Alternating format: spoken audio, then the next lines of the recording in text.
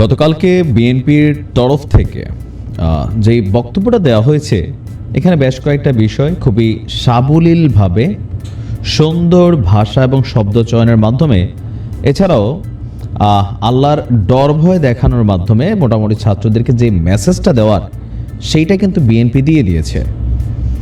দর্শক, proclamation day of July revolution মানে এটা যে ঘোষণাপত্র আসার কথা যে এই সংবিধানকে কবর দিতে হবে বা মুজিববাদকে, এখন ৭২-এর সংবিধানকে মুজিববাদী সংবিধান হিসাবে কেউ কেউ মনে করছেন, তবে বিএনপি কিন্তু মনে করছে যে সংবিধান সেটার হিসাব আলাদা।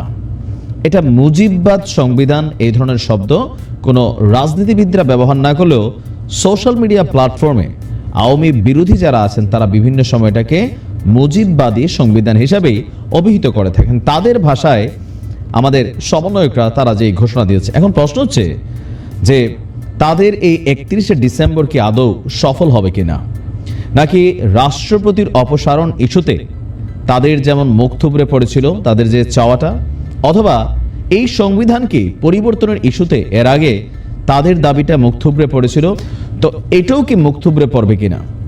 এখন এই প্রশ্নগুলো কেন আসছে? ৫ই আগস্ট ওই দিন ছাত্রদের ডাকে সারা বাংলাদেশের একটা বড় অংশের মানুষ মাঠে নেমেছিল।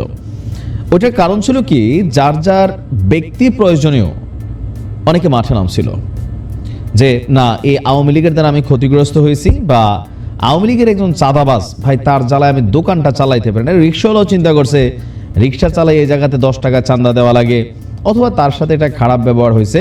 তো এইরকম প্রতিটা মানুষ এবং প্রত্যেকটা মানুষ বা দল গোষ্ঠী যারা আওয়ামী লীগ সরকার কর্তৃক নির্যাতিত হয়েছে, নিগৃহীত হয়েছে, ইভেন আওয়ামী লীগের মধ্যে থাকা অনেক মানুষও ওই দিন নীরব ছিল, কারণ তারা নিজেরাই তাদের সরকার ক্ষমতায় থাকার পরে তারা মনে হয়েছে যে বিরোধী দল ক্ষমতায় থাকলে ভালো, এমন জীবনযাপন করেছে। তো ওই দিনের হিসাবটা আর আজকে যে ৩১শে ডিসেম্বরের হিসাবটার মধ্যে আকাশ পাতাল ব্যবধান। কারণ বিএনপি এই মুহূর্তে তাদের কোনো নেতাকর্মীরা এই ৩১শে ডিসেম্বর বোঝাই যাচ্ছে যে তারা সেইখানে থাকবে না, আওয়ামী লীগ সেইখানে যাচ্ছে না, জামাত ইসলামের অবস্থান নিয়ে সন্দেহ আছে, জেলেও গেলেও যাইতে পারে এমনটা ধারণা করা হচ্ছে। তবে তাদের এই যে ৩১শে ডিসেম্বরের ঘোষণা, এটা সরকার বলছে সরকারের সাথে কোনোভাবে সম্পৃক্ত না, এটা একটা প্রাইভেট, তাদের একটা নিজস্ব দাবি। যেমন গতকালকে আমরা দেখেছি আমাদের চিকিৎসকরা তাদের যে বেতন ভাতা আছেন সেটা ২৫,০০০ থেকে ৫০,০০০-এর দাবি করেছেন, পরে ৩৫,০০০ এটা সেটেল হয়েছে। কিন্তু এইটা আবার বলতেছে সরকার যে আগামী জুলাই মাস থেকে কার্যকর করবে, চিকিৎসকরা বলতেছেন না ভাই, এটা জানুয়ারি মাস থেকে কার্যকর করতে হবে, তাই না? তো আমি মনে করি জানুয়ারি থেকে কার্যকর করাটা বেটার। যাই হোক, তো ওইরকম একটা দাবি।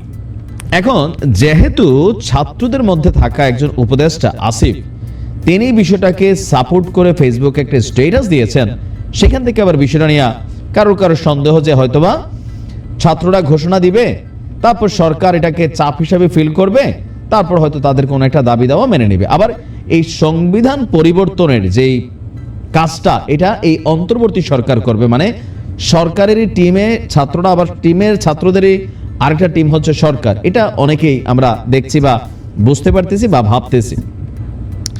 বিএনপি বলতেছে আমাদের সাথে যোগ নাই, জিজ্ঞাসা নাই, আমরা তোমাদের সিনিয়ররা আছি, কোনো রকম বক্তব্য নাই, তো তোমরা কিভাবে আসলে এটার ব্যাপারে এত বড় সিদ্ধান্ত নিতে পারো? অহংকারী হয়েও না, আল্লাহ পাক অহংকার পছন্দ করে না। আওয়ামী লীগ সরকারের ধ্বংস হয়ে গেছে শেখ হাসিনার অহংকারের কারণে। এরকম সুন্দর সুন্দর ভাষায় তারা বলছিলেন বিএনপির মির্জা আব্বাস সাহেব যে এই সংবিধানের যখন কবর রচনার কথা বলো তখন কিন্তু আমাদের কষ্ট লাগে বাবা। ৩০ লক্ষ শহীদের বিনিময়ে এই দেশ স্বাধীন হয়েছে, সুতরাং এই সংবিধানের ওজনটা অনেক বেশি। তোমরা এখন যে দলিলপত্র লিখতে চাচ্ছ বা সংবিধান লিখতে চাচ্ছ, যদি ২ বছর পরে সেই সংবিধানটা ছুঁইরা ফেলে দেওয়া হয় তখন তোমাদের কেমন লাগবে?